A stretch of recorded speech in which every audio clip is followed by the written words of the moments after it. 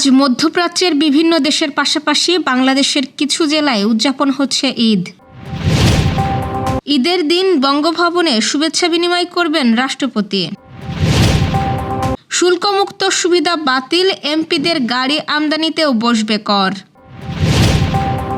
ইসরায়েলের প্রতি সমর্থন প্রত্যাহার করল জার্মানি। পবিত্র জুমাতুল বিদায়, মসজিদে মুসল্লিদের ঢল।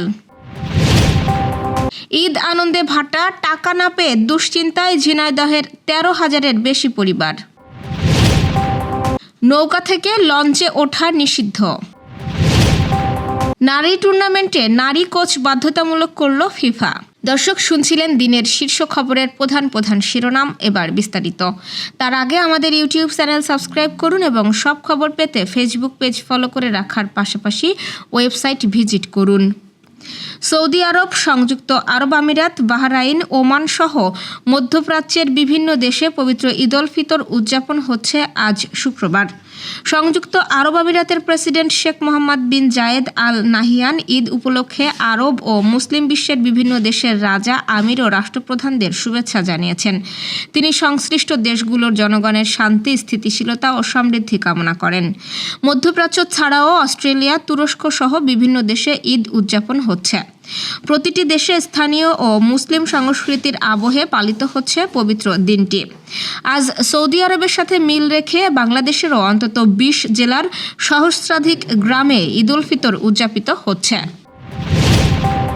রাষ্ট্রপতি মোহাম্মদ শাহাবুদ্দিন ও তার স্ত্রী রেবেকা সুলতানা ঈদ উল ফিতর উপলক্ষে বঙ্গভবনে সর্বস্তরের মানুষের সঙ্গে শুভেচ্ছা বিনিময় করবেন। বাংলাদেশে মুসলমানদের প্রধান ধর্মীয় উৎসব ঈদ উল ফিতর শনিবার অনুষ্ঠিত হবে। শনিবার সকাল 8:30টায় রাজধানীর হাইকোর্ট প্রাঙ্গণে জাতীয় ঈদগাহে ঈদ উল ফিতরের নামাজ আদায় করবেন রাষ্ট্রপতি। তিনি বেলা 11টা থেকে 11:30 পর্যন্ত বঙ্গভবনের সর্বস্তরের মানুষের সঙ্গে ঈদের শুভেচ্ছা বিনিময় করবেন।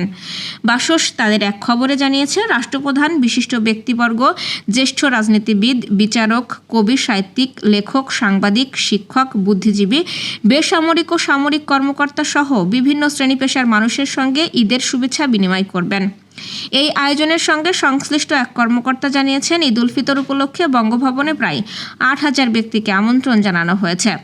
আগত অতিথিদের ঐতিহ্যবাহী বিভিন্ন খাবার পরিবেশন করে আপ্যায়ন করা হবে। সরকার আসন্ন জাতীয় বাজেটে সংসদ সদস্যদের শুল্কমুক্ত গাড়ি আমদানির দীর্ঘদিনের বিতর্কিত সুবিধা বাতিলের উদ্যোগ নিয়েছে। অর্থমন্ত্রী আমির খসরু মাহমুদ চৌধুরী জানিয়েছেন, কর ব্যবস্থায় স্বচ্ছতা ও সবার জন্য সমান নীতি নিশ্চিত করতেই এই সিদ্ধান্ত নেওয়া হচ্ছে। বর্তমানে বিদ্যমান আইনে এমপিরা এক মেয়াদে একটি গাড়ি সম্পূর্ণ শুল্ক, ভ্যাট ও অন্যান্য কর ছাড়ে আমদানি করতে পারেন, কিন্তু একই ধরনের গাড়ি আমদানিতে সাধারণ নাগরিকদের 400 থেকে 500% পর্যন্ত কর দিতে হয়, যা দীর্ঘদিন ধরেই বৈষম্য হিসেবে সমালোচিত। সরকারি হিসেবে দেখা গেছে, শুধু 22-23 অর্থ বছরেই এই সুবিধার কারণে প্রায় 687 কোটি টাকার রাজস্ব হারিয়েছে রাষ্ট্র। আর 2009 থেকে 2024 সালের মধ্যে 572টি গাড়ি আমদানিতে প্রায় 5,000 কোটির বেশি কর ছাড় দেওয়া হয়েছে। অর্থমন্ত্রী জানান, জনপ্রতিনিধিদের ব্যক্তিগত সুবিধা নেওয়ার সংস্কৃতি থেকে বেরিয়ে আসার সময় এসেছে। এই সুবিধা বাতিল করতে আইনি সংশোধন আনা হবে। অতীতে একাধিকবার এই সুবিধা বাতিলের চেষ্টা হলেও তা সফল হয়নি। তবে এবার রাজনৈতিক দলগুলোর পক্ষ থেকেও শুল্কমুক্ত গাড়ি না নেওয়ার ঘোষণা আসায় বাস্তবায়নের সম্ভাবনা বেড়েছে। বিশ্লেষকরা বলছেন, সিদ্ধান্তটি বাস্তবায়িত হলে এটি কর ব্যবস্থায় ন্যায্যতা প্রতিষ্ঠা, রাজস্ব সুরক্ষা এবং সুশাসন নিশ্চিত করার ক্ষেত্রে গুরুত্বপূর্ণ মাইলফলক হয়ে উঠতে পারে। দক্ষিণ আফ্রিকা কর্তৃক আন্তর্জাতিক বিচার আদালতে ইসরায়েলের বিরুদ্ধে দায়ের করা গণহত্যার মামলায় জার্মানি আর ইসরায়েলকে সমর্থন বা সহায়তা না করার সিদ্ধান্ত নিয়েছে।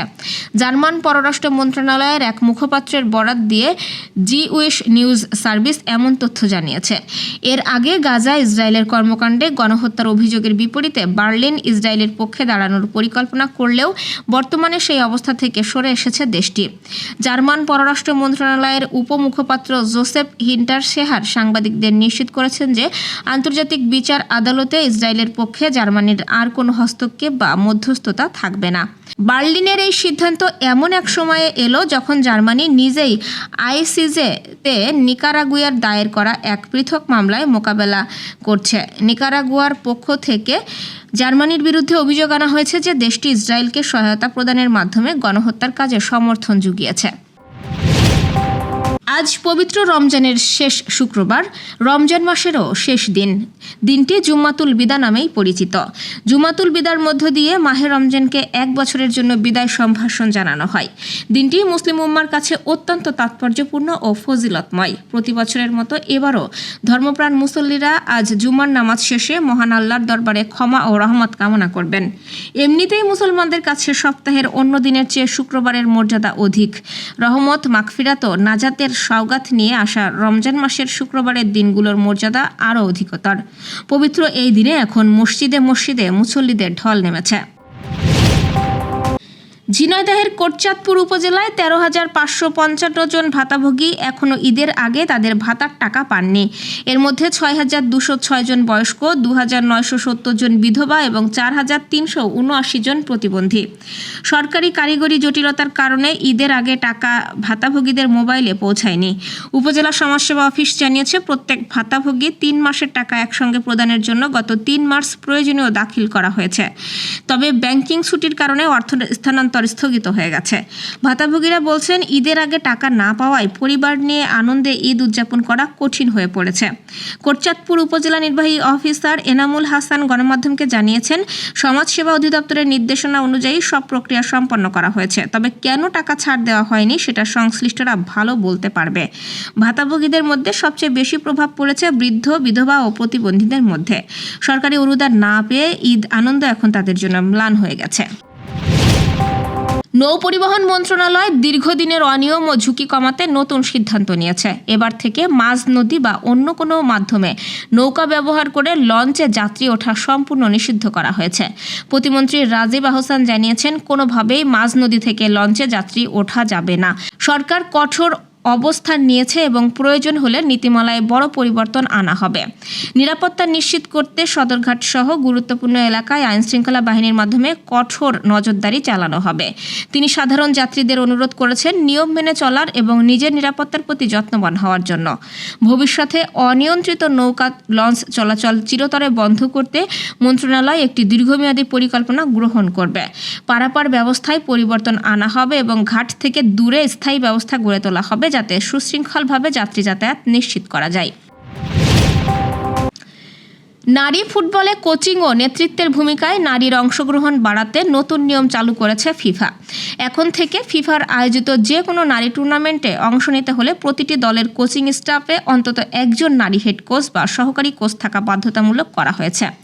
ফিফা কাউন্সিলের বৈঠকে এই সিদ্ধান্ত নেওয়া হয়।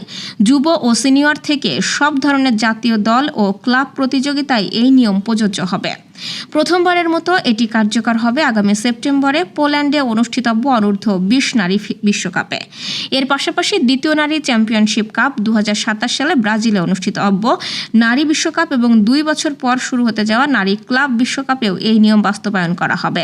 ফিফা জানিয়েছে, নারী ফুটবলে দ্রুত প্রসারের সঙ্গে তাল মিলিয়ে কোচিং ও নেতৃত্বের জায়গায় নারীদের প্রতিনিধিত্ব বাড়ানোই এই উদ্যোগের লক্ষ্য। দর্শক, এই ছিল এখনকার আয়োজন। পরবর্তী খবর দেখুন বেলা 2:30টায়। এতক্ষণ সাথে থাকার জন্য ধন্যবাদ।